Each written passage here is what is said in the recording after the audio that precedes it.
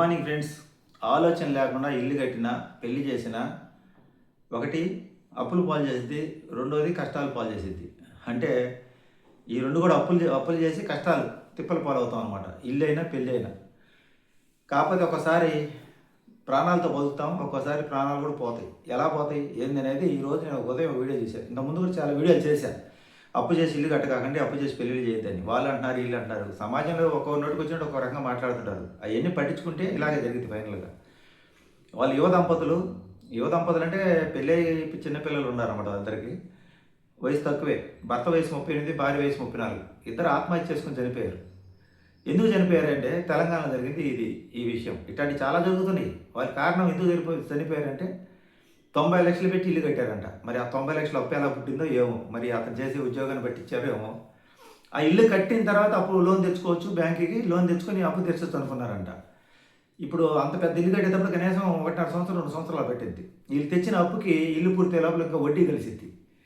వీళ్ళు ఇల్లు మొత్తం పూర్తి కట్టారు. కట్టిన తర్వాత ఆ ఇంట్లో చేరిన కానీ అప్పులు ఎక్కువైపోయినాయి.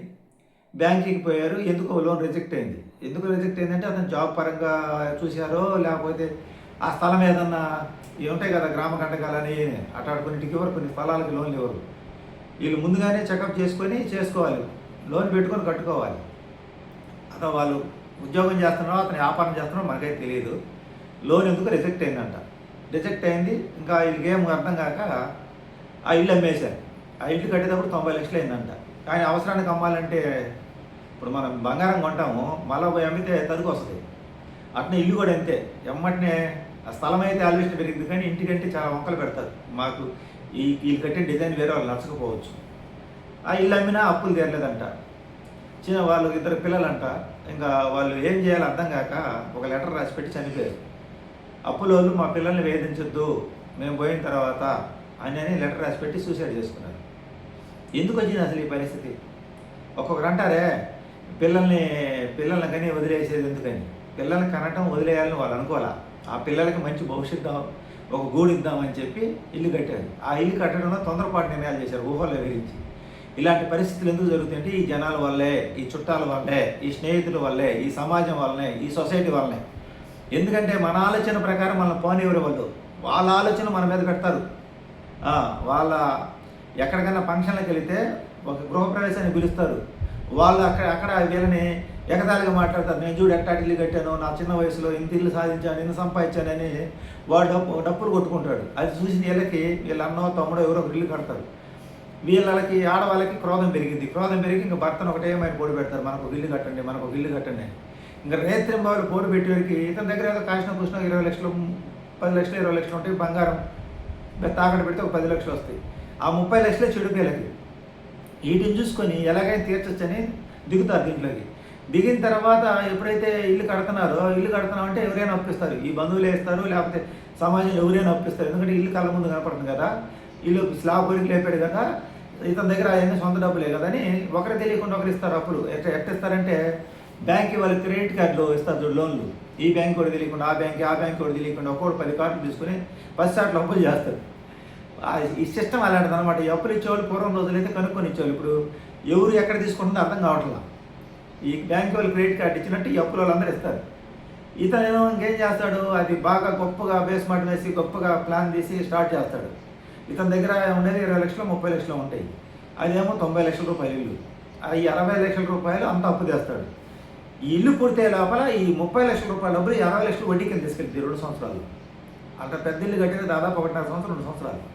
ఇంకా అందరు తాగుతారా? ఇంత ఇల్లు బాగా కట్టిన తర్వాత గ్రాండ్గా ఫంక్షన్ చేయాలి, అందరికి పిలిచి చీరలు పెట్టాలి.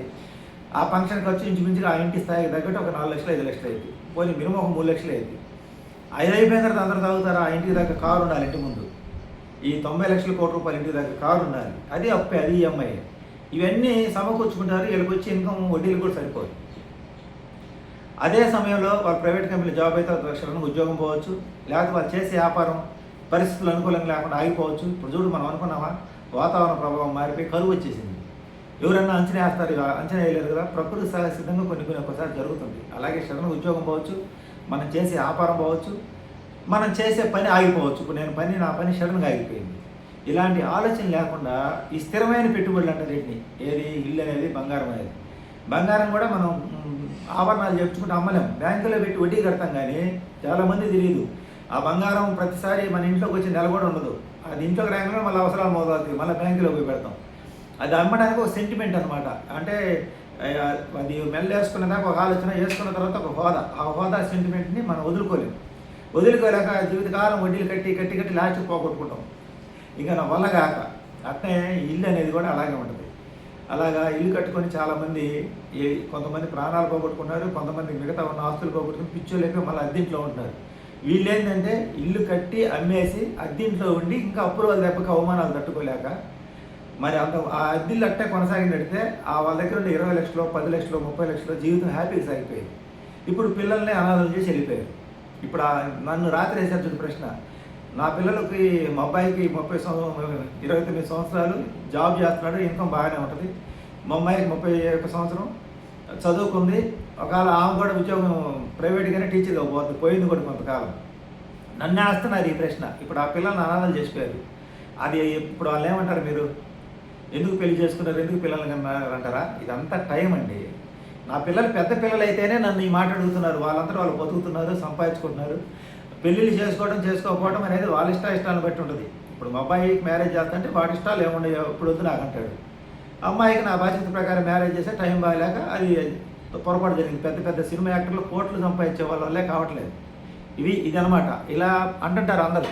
ఈ జనాలు అనేదాన్ని బట్టి మనం నడవడం వల్ల ఇలాంటి పరిస్థితి జరుగుతుంది. ఎట్లా కొట్ల ఇల్లు కట్టాలి, ఎట్లా కట్ట పెళ్లి చేయాలి, ఎట్లా కట్ల వ్యాపారం పెట్టాలి, వాడు అంటున్నాడు ఎల్లయ్య అంటున్నాడు పుల్లయ్య అంటున్నాడు, వాడు ఏమో ఒక మాట వెళ్ళిపోతాడు. కానీ ఆ మాట తీసుకుని మనమే సంకనాగిపోతాం. ఇలా ఆ యువజంట ఈ బంధువుల వల్ల, ఇలాంటి సమాజంలో వాళ్ళ మాటల వల్ల ఇల్లు గొప్పగా కట్టి అప్పులు పాలైపోయి బ్యాంకీ లోన్ రాక ఇంటి మీద వాళ్ళు 38 సంవత్సరాల అతని వయసు, భార్య వయసు 34, ఇద్దరు చిన్నపిల్లల్ని అనాథలు చేసి వెళ్ళిపోయడం జరిగింది. ఎందుకు చెప్తున్నాను ఈ వీడియోలో ఇలా చెప్పడం ఏంటంటే, నన్ను చాలామంది తిట్టుకుంటారు. ఏదైనా ఇంటికి పెట్టే డబ్బులు, గోడ కొట్టిన సున్నము, పెళ్ళికి పెట్టిన డబ్బులు రూపాయి తిరిగి రాదంటారు. ఇవి ఆర్పాటాలు చేయకూడదు. మన దగ్గర డబ్బులు ఉంటేనే చేయాలి, మన శక్తి కొలతే మించే చేయాలి. బంధువులు అంటున్నారు, లేకపోతే సమాజం అంటుందో, వీధిలో వాళ్ళు అంటున్నారు. వీధిలో వాళ్ళు 100 అంటారు. ఆ పూట గ్రాండ్గా భోజనాలు పెడతావు, ఒక 10 లక్షలు ఖర్చు పెడతావు, తినిపోతారు. రేపు నువ్వు అప్పులు పాలైతే రూపాయి ఎవరు? ఆ పెళ్ళి ఎప్పుడన్నా చదివింపులు ఇస్తారు, కానీ తర్వాత అప్పులు పాలయ్యమంటే ఒక్కరు కూడా రూపాయి ఎవరు?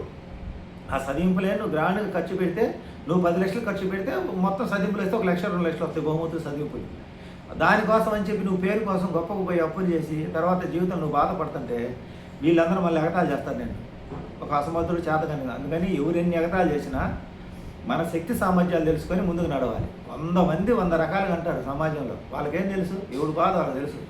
ఆస్తి ఉన్నోడిది ఒక బాధ, ఆస్తి లేనివాడిది ఒక బాధ. ఎందుకు పెళ్లి చేసుకున్నావు, ఎందుకు పిల్లల్ని కన్నావు అంటాడు. ప్రతి ఒక్క సృష్టిలో ప్రతి ఒక్క జీవి జంట కడతాయి. పక్షులు కూడా పిల్లల్ని కంటాయి. కానీ అవి రెక్కలు వచ్చిన తర్వాత ఇంకా తల్లిదండ్రుల సంబంధం ఎగిరి వెళ్ళిపోతుంది అనమాట. మనుషులు కూడా అంతే, పిల్లల్ని కంటారు, వాళ్ళకు చదివిస్తారు. మా చదివించడంలో ఏదైనా పని నేర్పిస్తాడు. ఈ రెండే జరుగుతాయి. అంతేగాని జీవితకాలం ఎవరు సాగరు. అలాగే ఇప్పుడు వాళ్ళన్నారు వీళ్ళు అన్నారు ఏంటి, ఇల్లు వాకిలు కట్టుకొని ఈ పరిస్థితి అవుతుంది పరిస్థితి. అలాగే వాళ్ళన్నారు వీళ్ళు అన్నారు తొందరపడి పెళ్ళిళ్ళు చేసి వయసు పెరుగుతుందనో, లేకపోతే ఏదో జరుగుతుందని అప్పటికప్పుడు అది సెట్ కాకపోయినా బలంతాన్ని సెట్ చేస్తే ఇలాగే ఉంటుంది. అంటే స్తోమత లేకుండా ఇల్లు కడితే ఆ ఇల్లు పోవడం ప్రాణాల మీదకి వస్తుంది. అలాగే నీ ఆర్థిక పరిస్థితి సరిగా లేకుండా నువ్వు పిల్లల పెళ్ళిళ్ళు వాళ్ళన్నారు ఇళ్ళను గొప్పగా చేసినా, అప్పు తీసుకొచ్చి చేసినా లాస్ట్కి తల్లిదండ్రులు ప్రాణాలు పోతాయి. ఆ తర్వాత ఆ పిల్లలు అట్టైనా అనాథలు అవుతారు. ఈ సమాజం చెప్పినట్టు చేసినా కూడా తల్లిదండ్రులు పోయిన తర్వాత పిల్లలు ఎక్కడికి పోతారు?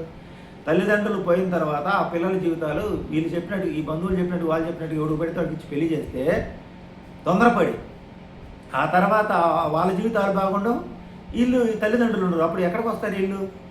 ఇలాంటి మూర్ఖంగా అజ్ఞానంగా మాట్లాడటం వల్లే సమాజం చెడిపోతుంది. వీళ్ళు ఉంటారు అక్కడక్కడ అర్థం చేసుకోకుండా మాట్లాడుతుంటారు అనమాట. వాళ్ళ జీవితం కరెక్ట్గా ఉండో, లేకపోతే వాళ్ళ జీవితంలో లోపాలు ఉండో ఎదుటివాడిని ఇలా రెచ్చగొట్టి ఇలా గందరగోళం పట్టిస్తారు. ఈ సమాజంలో అందరి మాటలు కానీ ఇలా ఉంటే మనం ఆలోచన చేయకుండా మనం గందరగోళం పడతాం. అందువల్ల ఎవరు కుటుంబం వాడిది, ఎవడు ఆలోచన వాడికి ఉండాలి. అంతేగాని బావ మరిది ఇల్లు కట్టాడనో, బావ కట్టాడనో, పెద్దమ్మ కొడుకు ఇల్లు కట్టాడనో, చిన్నమ్మ కొడుకు కారు కొన్నాడనో, లేకపోతే బాబాయిల పిల్లకాయలు బాగుండారనో, పెదనాన్న పిల్లకాయలు బాగుండారనో, వాళ్ళు బాగుంటే నీకు స్థాయి లేకపోతే వాళ్ళు ఫంక్షన్లు పోకుండా మానుకో. పోయే నువ్వు ఈ దరిద్రాన్ని కొనుక్కొచ్చుకునేది. ఆ వీధి చివర ఎల్లయ్యో పుల్లయ్యో పెద్ద గోంబీర గొప్పగా ఇల్లు కట్టాడు అని అతను గొప్పతనం చూసుకోండి. నువ్వు పోయి నువ్వెందుకు తిప్పలు తెచ్చుకుంటావు నీ దగ్గర శక్తి లేకుండా? ఈ భగవంతుడు ఎవడి శక్తి వాడికి వేస్తాడు. ఇక్కడ మన పక్కన వాళ్ళని పోటీ పడి పోల్చుకోవడం వల్లే ఇలాంటి దౌర్భాగ్యమైన పరిస్థితి జరుగుతుంది. ఇది ఈ యొక్క వీడియో సందేశం. మళ్ళీ తిరిగి నాకే మళ్ళీ కామెంట్లు పెడతారు కొంతమంది. అట్లాంటి వాళ్ళ వల్ల ఇట్లాంటి ప్రమాదాలు జరిగేది. వీడియో నచ్చితే లైక్ చేయండి, సపోర్ట్ చేయండి, హైప్ చేయండి. Thank you.